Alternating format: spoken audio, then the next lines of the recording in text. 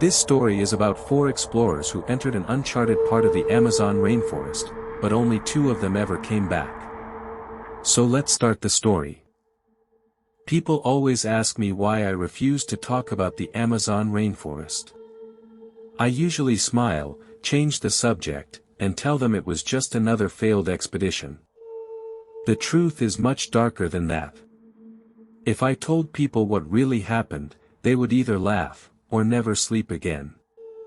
My name is Ethan Brooks, and in June 2025, I joined a small documentary crew to explore one of the most isolated regions of the Amazon. We were promised untouched wildlife, ancient ruins, and a place that almost no outsider had ever seen. It sounded like the opportunity of a lifetime. Looking back now, I wish I had never accepted that job. Our team consisted of 4 people. I was the narrator and producer. Liam was our cameraman, Sarah was a wildlife biologist, and Miguel was our local guide. Before sunrise, we reached a tiny riverside village where our journey would begin. The villagers barely looked at us. Most of them avoided eye contact, and several quietly walked away the moment they heard where we were going. Their fear didn't seem fake. It felt like they already knew something we didn't. An elderly woman slowly approached us carrying a bundle of dried herbs. She grabbed my wrist with surprising strength and placed a small carved wooden charm in my hand.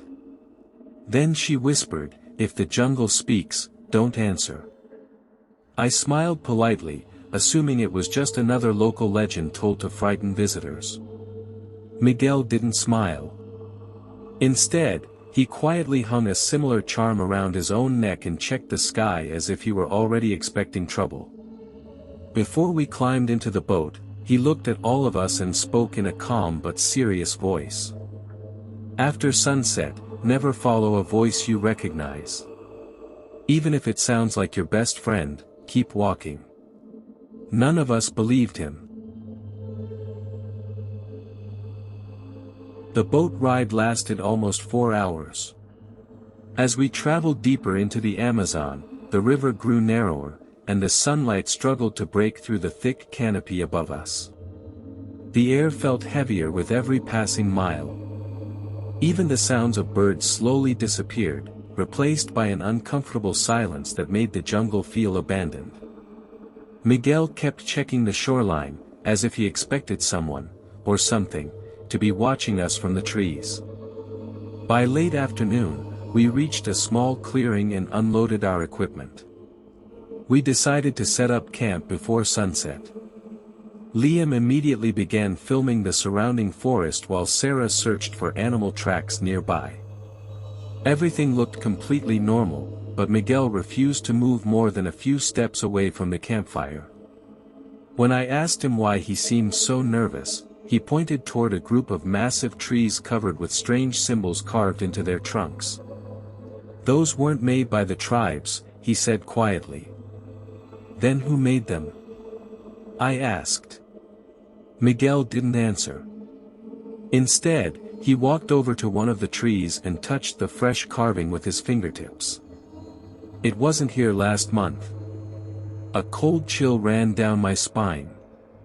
As darkness settled over the jungle, we gathered around the fire and reviewed the footage Liam had recorded earlier. Most of it showed beautiful scenery, until one clip made all of us freeze. For less than a second, a tall black figure appeared between the trees behind Sarah. It was standing completely still. Nobody had noticed it while filming. Liam replayed the footage 3 times. The figure never moved. Suddenly, our radio burst to life with loud static. Then a weak voice whispered through the speaker. "Leave, before night begins." The signal vanished as quickly as it had appeared. Miguel immediately stood up and threw more wood onto the fire. Without saying another word, he handed each of us a flashlight. Then he looked into the darkness beyond the camp. And whispered, "Whatever you hear tonight, don't leave the fire. None of us slept that night. The fire burned brightly, but the jungle beyond its light looked impossibly dark. Every few minutes, we heard leaves rustling somewhere in the distance. Whenever Liam pointed his flashlight toward the sound, there was nothing there. It felt as if something was circling the camp, always staying just beyond the edge of the light. Around 2 a.m., Sarah suddenly sat upright. "Did you hear that?" she whispered. We listened carefully. At first, there was only silence. Then, someone softly called Liam's name. "Liam." The voice sounded almost identical to mine. Liam immediately looked at me. I didn't say anything, I whispered. Before anyone could react, the voice came again. This time, it was much closer. "Liam, over here." Miguel's face turned pale. Without hesitation, he grabbed Liam by the shoulder. "Don't answer it," he said. "No matter whose voice you hear." For the next few minutes, the jungle remained completely silent. Then our camera, which had been turned off for hours, suddenly powered on by itself. Its red recording light flashed in the darkness. Liam slowly picked it up and aimed it toward the trees. Nothing. Just endless darkness. But when he looked at the camera's small display, his hands began to shake. The screen showed someone standing between the trees. A tall figure with unnaturally long arms. It wasn't visible with our eyes. Only through the camera. Sarah grabbed the camera from Liam and looked again. The figure hadn't moved. It was still staring directly at us. Then, it slowly raised one hand and pointed deeper into the jungle. At that exact moment, every flashlight around the camp went out. The fire suddenly shrank into glowing embers. For several terrifying seconds, we stood in complete darkness. Then a loud scream echoed through the forest. It was so close that it sounded as if someone had been standing only a few feet away. When our flashlights flickered back on, Miguel was gone. "Miguel!" I shouted, sweeping my flashlight across the trees. There was no answer. Only silence. The jungle that had seemed alive just hours earlier now felt completely empty. Liam and Sarah searched every direction, calling Miguel's name again and again, but the only thing that came back was the sound of our own voices echoing through the darkness. Then Sarah noticed something on the ground. Miguel's wooden charm. The same charm he had refused to take off since we left the village. It was lying in the mud, snapped cleanly in half. "There are no footprints," Liam whispered. He was right. The soft ground around the camp showed our own tracks, but nothing else. It was as if Miguel had simply disappeared into thin air. We argued about leaving immediately, but the river was impossible to navigate in total darkness. We had no choice but to wait until sunrise.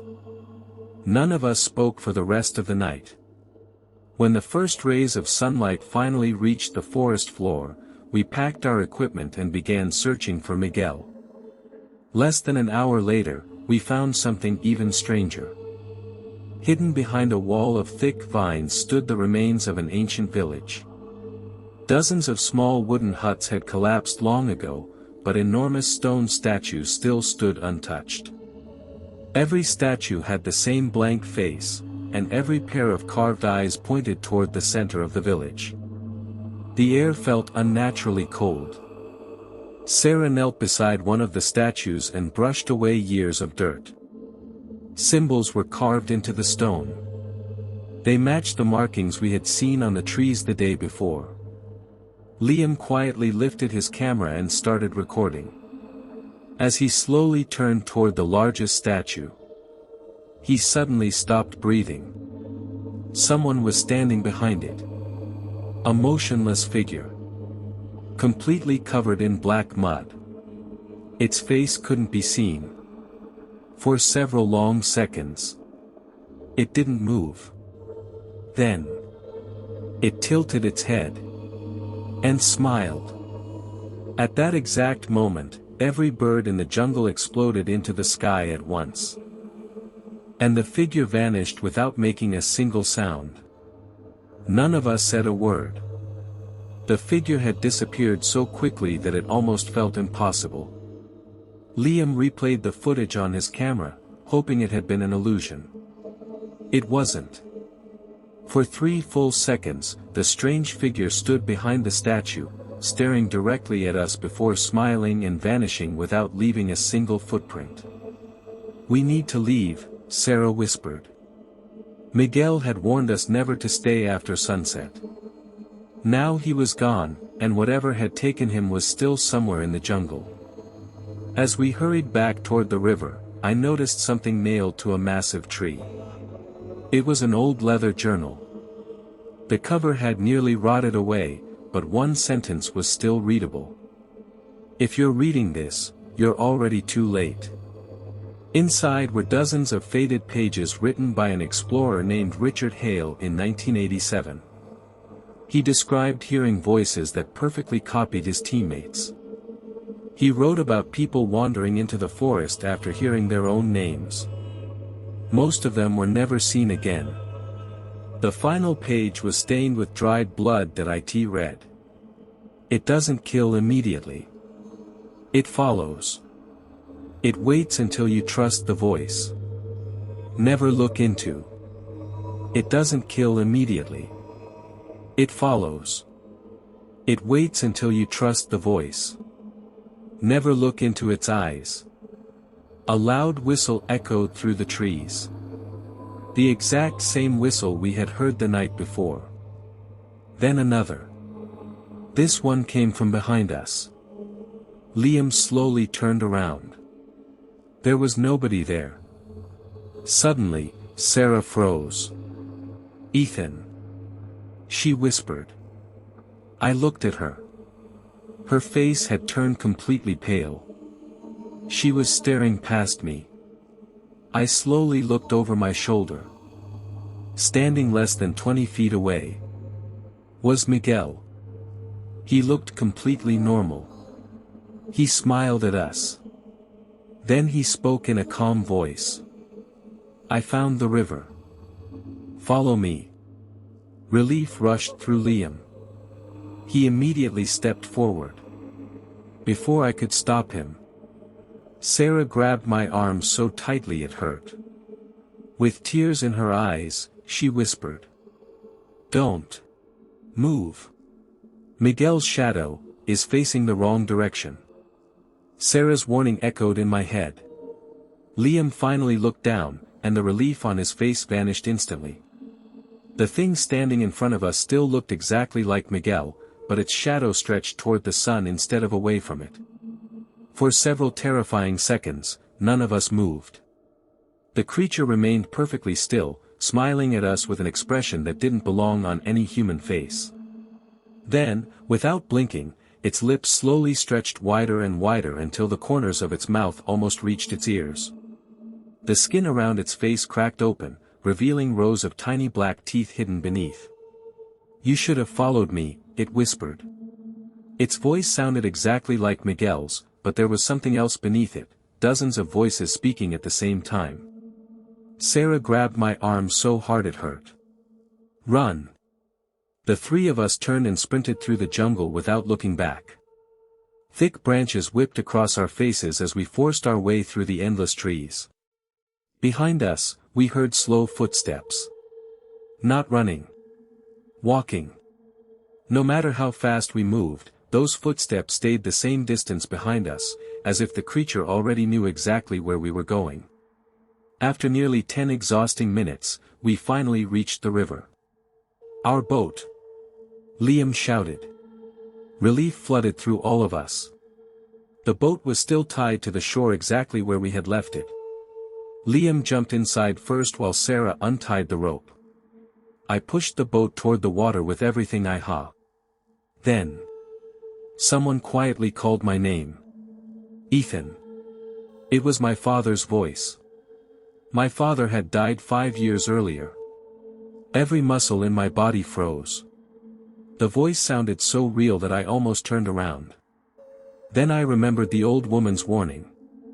If the jungle speaks, don't answer. I shut my eyes, ignored the voice, and kept pushing the boat into the river, but the voices didn't stop. I heard my mother. My younger brother. Even Miguel. All of them begged me to turn around. Sarah suddenly screamed. I opened my eyes. Liam was gone. 1 second he had been sitting inside the boat. The next. The seat was empty. There wasn't a splash. There wasn't a scream. It was as if he had simply vanished. Then something heavy landed on the roof of the boat. The wood cracked above our heads. Slowly. Very slowly. Long black fingers curled over the edge. Sarah looked up with tears filling her eyes. Then she whispered the last words I ever wanted to hear. Ethan. It's found us. Sarah's terrified scream snapped me back to reality. The long black fingers tightened around the roof of the boat, slowly crushing the old wooden boards as if they were made of paper. Whatever was above us wasn't in a hurry. It knew there was nowhere left for us to run. Push! Sarah yelled. I threw all my weight against the boat, and it finally drifted away from the shore. The current immediately pulled us toward the center of the river. For one brief moment, I thought we had escaped. Then the entire boat shook violently. The creature had jumped onto the back of it. The engine refused to start. Again. Again. Nothing. Sarah grabbed one of the emergency flares from our equipment bag, pulled the pin, and fired it directly at the dark figure. A blinding red light exploded across the river. For the first time. The creature screamed. It wasn't a human scream. It sounded like hundreds of voices crying out at once. The figure leaped off the boat and disappeared beneath the black water. Start the engine. Sarah shouted. I turned the key one last time. The engine finally roared to life. We sped down the river without looking back. Neither of us spoke for nearly an hour. When the jungle finally began to thin, we saw the small village where our journey had started. People rushed toward the riverbank as we climbed out of the boat. The village elder counted us. Then his face turned pale. Where are the others? He asked quietly. I couldn't answer. Sarah couldn't either. The elder slowly looked past us toward the river. Then he whispered. It followed you. Every villager immediately stepped back. Some made the sign of the wooden charm around their necks. I wish I could tell you that everything ended the moment we escaped the Amazon. It didn't. Sarah and I returned to the United States 2 weeks later. The police searched the jungle for Liam and Miguel, but no trace of either of them was ever found. Officially, they were listed as missing. We never told anyone the truth because we knew nobody would believe us. For a while, life slowly returned to normal, or at least that's what I wanted to believe. 3 months later, I was sitting alone in my apartment editing the last pieces of footage from the expedition.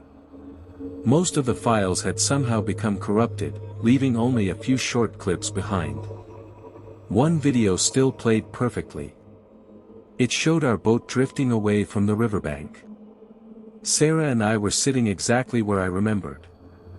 Then someone slowly stood up behind us. A tall black figure. It had no face, no eyes, and no mouth. Just complete darkness. The figure slowly turned toward the camera. Then the screen filled with static, and the file ended. I immediately called Sarah. She answered on the first ring. Before I could say a single word, she whispered, "It's here." The call disconnected. I never heard from her again. The police searched her apartment the next morning. Others quietly closed the doors of their homes. That night, nobody in the village slept. Just before sunrise, I reviewed the last recording from Liam's camera. The final frame showed Sarah and me sitting inside the boat.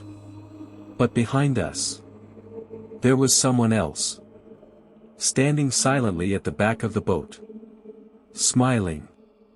The camera recorded one final whisper before the file ended. "I'm still coming home with you." Her phone was still lying on the kitchen table. Her wallet, passport, and car were all untouched. Everything was there, except Sarah. It was as if she had vanished into thin air. That night, I heard something outside my apartment window. A soft whistle. The exact same whistle we had heard deep inside the Amazon. Slow, calm, and patient. I forced myself not to look outside. Then someone knocked on my front door. 3 slow knocks. A familiar voice quietly spoke from the hallway. "Ethan, open the door. It's Liam." I closed my eyes. Liam had been missing for months. The voice came again. This time it sounded exactly like my mother. Then my father. Then Sarah. I didn't answer. The knocking continued until sunrise. When I finally looked through the peephole, the hallway was empty. But carved into my front door were the same strange symbols we had seen on the trees inside the Amazon. I sold my apartment that same week. I've moved 3 times since then. It doesn't matter. Every few months, I still hear that whistle. Sometimes outside my window. Sometimes inside my dreams. And sometimes, right behind me. If you ever travel into the Amazon and someone calls your name from the trees, keep walking. Because once the jungle learns your voice, it never forgets you.